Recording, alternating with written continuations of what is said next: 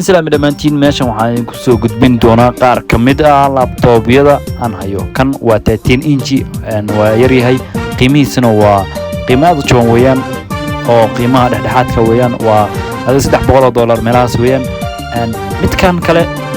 waa isku qiimo weeyaan laakiin kana wax yar ayuu ka weyn yahay oo waa 14 inch weeyaan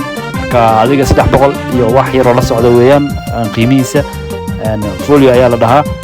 sidoo kale hadii aad rabtid mid oo qiimihiisa aad u hooseeyo midkan oo kale waa $150